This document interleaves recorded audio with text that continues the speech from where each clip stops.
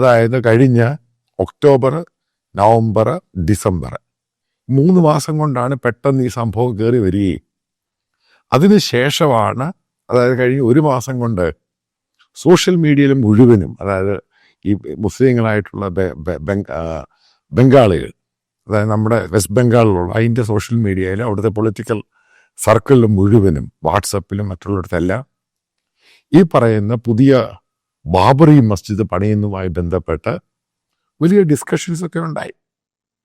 അത് ഈ പറയുന്ന മമതാ സർക്കാർ കംപ്ലീറ്റ് ആയിട്ടൊക്കെ ഇഗ്നോർ ചെയ്തു. പിന്നീട് മനസ്സിലാക്കണം, ഒക്ടോബറിലാണ് SIR, അതായത് ഇലക്ഷനുമായി ബന്ധപ്പെട്ട ആൾക്കാരുടെ ഡിലീഷൻ സ്റ്റാർട്ട് ചെയ്യുന്നത്.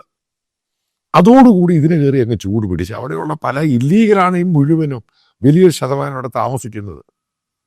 അവരവിടുന്ന് പതുക്കെ കുറച്ച് പേര് മറ്റുള്ളവർക്ക് അവിടെ താമസിക്കുന്നത്. ഇതിനിടയ്ക്ക് ഈ ബംഗ്ലാദേശിലുണ്ടായ സംഭവം, ഷെയ്ഖ് ഹസീന വന്ന ശേഷം ഇവിടെ യൂനിസ് ഖാൻ അവിടെ വന്ന് അയാൾ ചാർജ് എടുത്ത ശേഷം അവിടെ നിരോധിച്ചിരുന്ന 4ഓളം റാഡിക്കൽ ഇസ്ലാമിക് ഗ്രൂപ്പുകൾ, അതായത് ബോർഡറായിട്ട് മുഷീറാബാദിൻ്റെ ബോർഡറിലുള്ള ബംഗ്ലാദേശിൻ്റെ ആ ഭാഗത്ത് അവരുടെ ഏറ്റവും തലതൊട്ടപ്പൻ, അതായത് അവർക്ക് അഡ്വൈസ് ചെയ്യുകയൊക്കെ ചെയ്യുന്ന ജമാഅത്ത് ഇസ്ലാമിയാണ്, അവരുടെ ഉൾപ്പെടെ ബാൻ എടുത്ത് കളഞ്ഞു.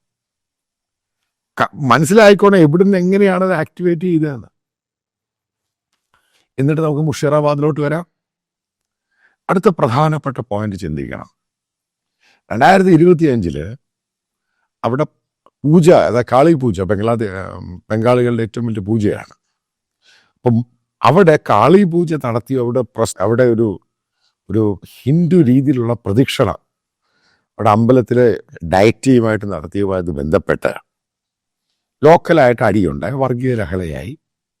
നിങ്ങൾ മനസ്സിലാക്കണം, അവിടുത്തെ ഒരു വില്ലേജിൽ നിന്ന് 400ഓളം ഹിന്ദു ഫാമിലിയെ അവിടുന്ന് ഓടിച്ചു. 400 പേരല്ല, 400ഓളം ഹിന്ദു ഫാമിലി. ഇതൊക്കെ നിങ്ങൾക്ക് വാർത്തകൾ ഓരോന്നായിട്ട് നിങ്ങൾ വായിച്ചോണം. ഇതിൻ്റെ അകത്തെല്ലാം ഈ നിങ്ങൾ ഗൂഗിളിൽ തപ്പുവാണെങ്കിൽ ഓരോ സംഭവങ്ങളുണ്ട്, വായിച്ചോണം. എന്നിട്ട് അവരെ റീഇൻസ്റ്റേറ്റ് ചെയ്യാനോ തിരിച്ചവരെ റീഹാബിലിറ്റേറ്റ് ചെയ്യാനോ മമതാ സർക്കാർ തയ്യാറായില്ല. കാരണം എന്താ? മുഷീറാബാദ് ജില്ലയിൽ ആകെ 22 അസംബ്ലി കോൺസ്റ്റിറ്റ്യുവൻസിയാണുള്ളത്. അതിനകത്ത് 18ഉം ഈ TMCയുടെ കയ്യിൽ. പിന്നെ ഒരു ജയിച്ചേക്കുന്നത് ഒരു കോൺഗ്രസും 2 കോൺഗ്രസ്സുകാരും പിന്നെ ഒരു CPM. അതായത് 2021 അസംബ്ലി തെരഞ്ഞെടുപ്പിൽ.